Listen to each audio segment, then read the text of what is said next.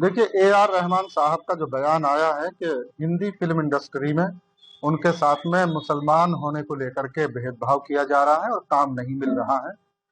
मेरा मानना है कि ये बात बिल्कुल गलत है इनकी। और जिस तरह से अब कंपटीशन का दौर है और कंपटीशन में यही होता है कि अच्छी चीज मिल जाए, वो कम पैसों में मिल जाए। ए आर रहमान साहब के बारे में ये बात सामने आ रही है कि इन्हें अफोर्ड करना बहुत मुश्किल काम है, यानी कि इनकी फीस बहुत हाई है, इस वजह से इन्हें अफोर्ड नहीं किया जाता है। तो देखिए, सिर्फ मुसलमान का नाम का इस्तेमाल अपने निजी फायदे के लिए करना, ये भी गलत है। मुसलमान की क्या जिम्मेदारियां और फराइज होते हैं, पहले उन पर भी गौर करने की जरूरत है। ए आर रहमान साहब को इस तरह का बयान नहीं देना चाहिए, क्योंकि उनकी फीस इतनी हाई है, तो इस वजह से उन्हें काम नहीं मिल रहा है। वो भेदभाव की बात ना करें। देखिए, ये पूरे देश के लिए बड़ी शर्म की बात है कि एक देश का नाम पूरी दुनिया के हर प्लेटफॉर्म पर परफॉर्म करके और कई लैंग्वेजेस में उन्होंने जो है परफॉर्मेंस दी है और ऑस्कर लेकर आए, बाफ्टा लेकर आए, बहुत सारे गोल्डन अवार्ड, दुनिया भर की जो जितने भी अवार्ड थे उन्होंने देश के नाम किए। आज अगर उनकी ये टीस उनके मन से उठ रही है कि मुझे कहीं ना कहीं धर्म के नाम पर जो है मुझे निगलेक्ट किया जा रहा है या मुझे रिजेक्ट किया जा रहा है, तो ये देश के लिए बड़े शर्म की बात है।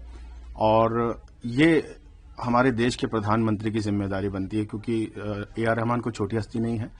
वंदे मातरम सॉन्ग अगर किसी ने बहुत अलग अंदाज में और पूरे देश को जोड़ते हुए बनाया है, कंपोज किया है, तो वो ए आर रहमान है। तो ऐसे व्यक्ति जिन्होंने कभी खुद धर्म को अपने आड़े आने नहीं दिया और जिस तरह के जो नैरेटिव चलते हैं उन सब के ऊपर उठकर उन्होंने देश के लिए काम किया, बहुत बड़ी बड़ी फिल्में देश को दी हैं। तो मैं तो ये डिमांड करता हूं कि मोदी जी को इनके तमाम सवालों का जवाब देना चाहिए और इनको, क्योंकि अब नया साल आ गया है, भारत रत्न 3 जो है पुरस्कार दिए जा सकते हैं, तो ए आर रहमान को देकर ये उनको बताना पड़ेगा कि ए आर रहमान हमारे देश के सरताज हैं। देखिए, आज देश में बॉलीवुड में हर पहली फिल्म प्रोपेगेंडा मूवी बनती जा रही है।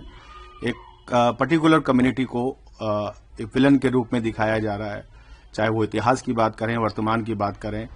अभी मैं सुन रहा था हमारे त्रिवेदी साहब जो प्रवक्ता हैं भारतीय जनता पार्टी सत्तापक्ष पार्टी के, उनका ये कहना है कि 50 साल तक देश में जो है विलन का रूप अगर दिखाते तो किसी तिलकधारी को दिखाया जाता था।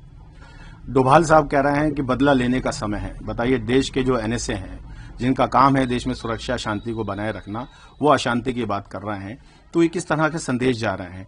आज हर पहली फिल्म जो है प्रोपेगेंडा है, उसमें एक खास कम्युनिटी को विलन के रूप में, आतंकवादी के रूप में। तो मेरा सवाल ये है कि ये फिल्में पूरे विश्व में अलग अलग भाषाओं में, क्योंकि आजकल टेक्नोलॉजी है तो सभी डब करके इसको दिखाते हैं अपने अपने देश में। जैसे दंगल चीन में सुपरहिट हुई थी और शाहरुख खान पूरी दुनिया में एक ब्रांड है इंडिया का। आज इंडिया को अगर जानते हैं तो वो बोलते हैं शाहरुख खान, तो ये उनका एक स्टेटमेंट होता है। तो ऐसे में आज इस तरीके के जो हालात पैदा हुए हैं, तो यकीनी तौर पर बॉलीवुड भी इससे कहीं अछूता नहीं है, क्योंकि उनको भी टीआरपी चाहिए, उनको भी जो है पैसा चाहिए। जिस तरह सत्ता पक्ष आज जो है धर्म के नाम पर राजनीति कर कर देश के हर राज्य में और देश में राज कर रही है, तो ये टूल बन गया है। इस टूल का इस्तेमाल करके देश को बांटने का प्रयास हो रहा है और कहीं ना कहीं ये टीस ए आर रहमान की छावा फिल्म। और देखिए, वो व्यक्ति कितना धर्म से ऊपर है कि रामायण में वो जो मूवी आ रही है देश के सबसे बड़े बजट की मूवी तिवारी साहब की, उसमें वो म्यूजिक दे रहा है। तो यानी उनका दिल कितना बड़ा है, उन्होंने ये बात नहीं सोची, मगर आज वो जो टीस उनकी उठी है, ये शर्म की बात है।